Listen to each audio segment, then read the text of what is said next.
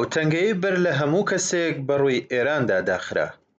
لەم ڕۆژانەدا کە ناوی تەنگەی هورمز سەرلەنوێ بۆتە سەردێڕی هەواڵەکان و هەڕەشەکانی کۆماری ئیسلامی سەبارەت بە داخستنی تەنگەکە دووپات دەبنەوە.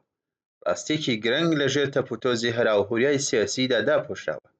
ئەگەر تەنگەی هورمز دابخرێت، پێش هەموو کەسێک خودی کۆماری ئیسلامی ئێرانە کە زەبری بەردەکەوێت، زەبرێکی قورستر، هەمەلایەنتر و وێرانکەرتر لە هەر وڵاتێکی تری ناوچەکە. ئەم حوکمە ڕەنگە لە یەکەم نیگادا سەیر بێتە بەرچاو. چەندین ساڵە کۆماری ئیسلامی کاریگەری تەنگەی هورمزی وەک بەرگی بەرەندەیی خۆی لە بەرامبەر ئەمریکا و وڵاتە عەرەبیەکاندا ناساندووە.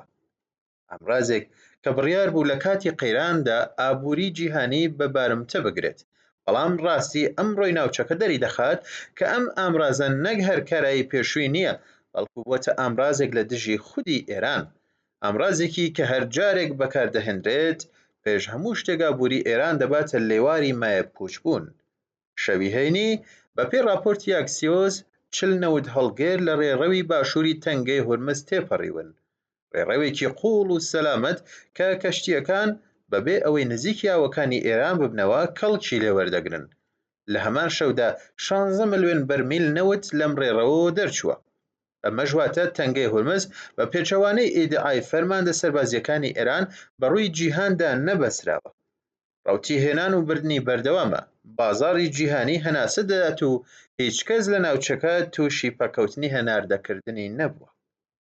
بەڵام لە هەمان کاتدا سەرۆککۆماری ئێران دەڵێت کە هەناردەی نەوتی ئێران گەیشتووەتە سفر. هۆکارەکە ڕوونە. بەندەرەکانی ئێران لە ژێر گەماروی دەریایی ئەمریکادان و نەوت هەڵگرە ئێرانیەکان دەرفەتی دەرچوونیان نییە. پرۆژەی گۆرەجاسکیش کە بڕیار بوو ڕێڕەوێکی جێگرەوە بێت بۆ ئێران، نەک هەر بە تەواوی نەگەیشتووەتە قۆناغی کەڵک لێوەرگرتن، بەڵکو تەنانەت ئەگەر تەواویش ببێت بەهۆی گەماروی دەریاییەوە بەکردەوە هیچ کاریگەریەکی نابێت. بە زمانێکی سادە، تەنگەی هورمز بۆ ئێران داخراوە، نەک لایەنەکانی تر. لە کاتێکدا ئێران هێشتا پشت بە خارک و کەنداوی فارس دەبەستێت، وڵاتانی ناوچەکە بە خێراییەکی بەرچاو پشتبەستنی خۆیان بە تەنگەی هورمز کەم کردوێتەوە.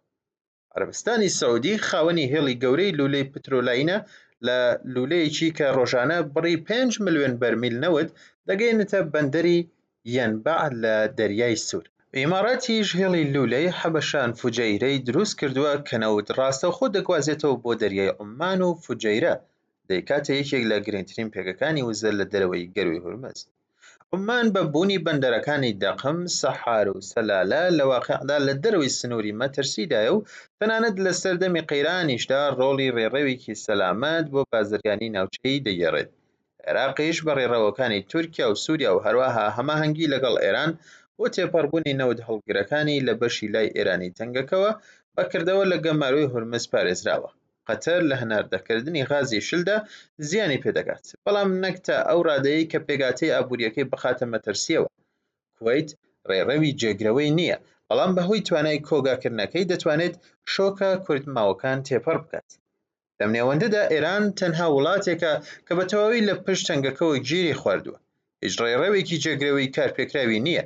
ژێرخانی سەرەکی هەناردەکردنەوەکەی لە خارک و کەنداوی فارسدایە، بەندەرەکانی گەمارۆ دراون و هەناردەکردنی لە سەردەمی قەیراندا گەیشتووەتە سەفر. لە ڕاستیدا ئێران تەنها وڵاتێکە کە بە داخستنی هورمز بە تەواوی لە بازاڕی جیهانی دادەبڕێت. ئەمریکا لە هەر کەسێک باشتر دەزانێت کە هەڕەشەکانی ئێران سەبارەت بە داخستنی تەنگەکە زیاتر نمایشێکی سیاسیە نەک ئامرازێکی ڕاستەقینەی گوشار. بازاڕی جیهانی نەوت ڕێڕەوی جێگرەوەی هەیە. عەرەبستان و ئیمارات بەشێکی زۆر لە پێویستی خۆیان بە هەناردەکردن لە گەروی هورمز کەم کردوێتەوە. عومان بنەڕەتەن لە دەرەوەی تەنگەی هورمزدایە و عێراقیش ڕێڕەوی جۆراوجۆری هەیە و تەنها وڵاتێکی کە بە داخستنی تەنگەکە تووشی پەککەوتن دەبێت ئێرانە. هەر بۆیە واشنتۆن دەزانێت کە ئەم هەڕەشەیە کارایی درێژخایەنی نییە. کارتی هورمز کە ڕۆژێک بەرگی بەرندەی تاران بوو، ئێستا بۆتە کارتێکی گوشار لە دژی خودی ئێران. ئەگەر ڕۆژێک تەنگەی هورمز بەڕاستی دابخرێت، ئابووری جیهان زیانی پێدەگات، بەڵام لە ئاستێکی کۆنتڕۆڵکراودا. وڵاتانی ناوچەکە ڕێڕەوی جێگرەوەیان دروست کردووە، ژێرخانی نوێیان پێکهێناوە و پشتبەستنی خۆیان بەو ڕێڕەوە کەم کردوێتەوە، بەڵام ئێران هێشتا لە پشت تەنگەکەوە گیری خواردووە.